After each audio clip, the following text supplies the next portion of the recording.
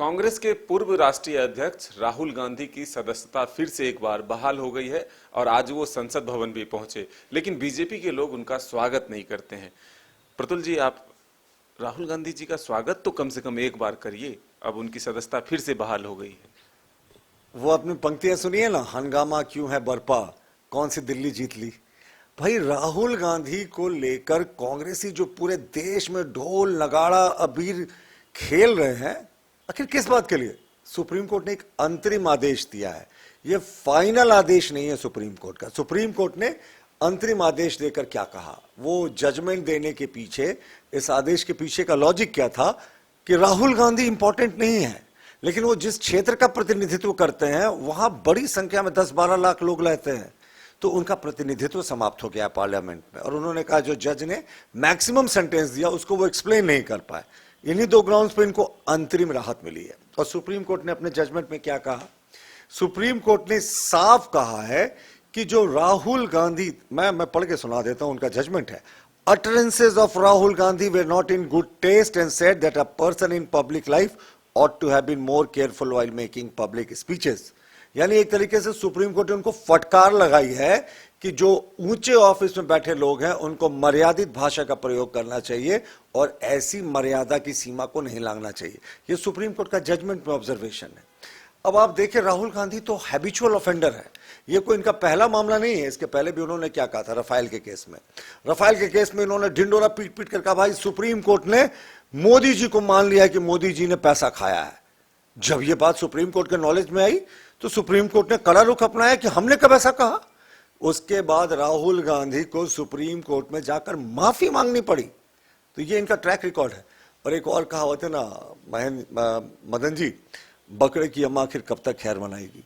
राहुल जी को इस मामले में अंतरिम राहत मिल गई, लेकिन सुप्रीम कोर्ट ने क्या कहा कि उनके इस अंतरिम आदेश का कोई फर्क या कोई प्रभाव निचली अदालत में जो ट्रायल कोर्ट में चल रहा है अपील राहुल गांधी की, उस पर नहीं पड़ेगा।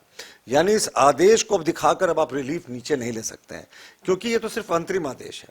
तो हमारा मानना है कि कांग्रेसी जो ढिंडोरा पीट रहा, शायद कांग्रेस में इतनी निराशा की अभी छाई हुई है, चारों तरफ घना कोहरा छाया हुआ है, इन्हें कुछ दिखता ही नहीं।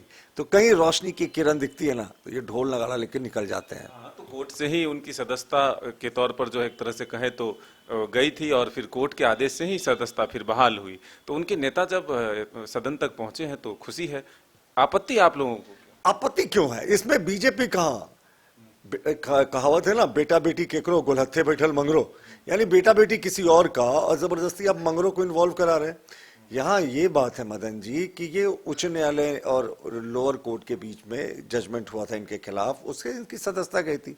बीजेपी कहाँ थी इसमें बीच में? हाँ, लेकिन सुप्रीम कोर्ट का ये ऑब्जर्वेशन को कांग्रेसी क्यों भूल जा रहे हैं कि वो कह रहे हैं कि राहुल गांधी को ऐसे आपत्तिजनक बयान नहीं देना चाहिए था और उनको सोचना चाहिए था। और इसकी क्रोनोलॉजी समझ लें, इनको लोअर कोर्ट से सजा हुई, हाई कोर्ट से सजा हुई, उसके बाद ये अपील पे गए, तो उसके बाद अपील इनका चल रहा था, फिर ये सुप्रीम कोर्ट में अंतरिम राहत के लिए गए, तो इनको अंतरिम राहत मिली है। सुप्रीम कोर्ट ने भी फाइनल फैसला नहीं सुनाया है। लेकिन एक और सवाल है इसी से जुड़ा हुआ कि विपक्ष एकजुट हो रहा है, इंडिया अपने गठबंधन का नाम दिया है, तो क्या अब लग रहा है कि इंडिया में जो एक चेहरा प्रधानमंत्री के तौर पर राहुल गांधी नहीं माने जा रहे थे, अब राहुल गांधी की वापसी से जो है एक तरह से फिर उसमें भी खींचतान होगा? देखिए, इंडिया तो सर्वप्रथम आप कहते हैं, उसमें मेरी आपत्ति है। ये I.N.D.A है और इंडिया के फुल फॉर्म में बताने लगूंगा तो बहुत लोगों को चिढ़ लग जाएगी। देखिए, इस बात से कोई रिलेशन नहीं है, लेकिन आप फर्ज कीजिए डकैतों का कोई एक गिरोह जो है वो कई गिरोह जाकर एक साथ मिल जाए और कहे भाई आज से हमारा नाम P.O.L.I.C.E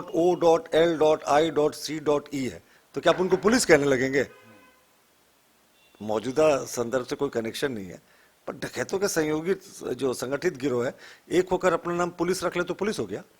ये INDIA एक गठबंधन है और ये इंडिया कह देने से इनके पुराने पाप नहीं धुलने वाले हैं। लोगों को याद है 2G, 3G, 4G, कॉमनवेल्थ, जीजाजी, पता नहीं कितने सारे स्कैम्स इस सरकार के नाम पर हैं और ये घोटालेबाजों और वंशवाद करने वाली पार्टियों का महासंगम है, इससे ज्यादा कुछ नहीं।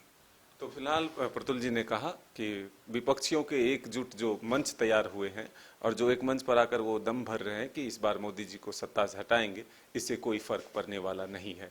अपने सहयोगी कौशल के साथ Madan Singh, news bye scope, Ranchi.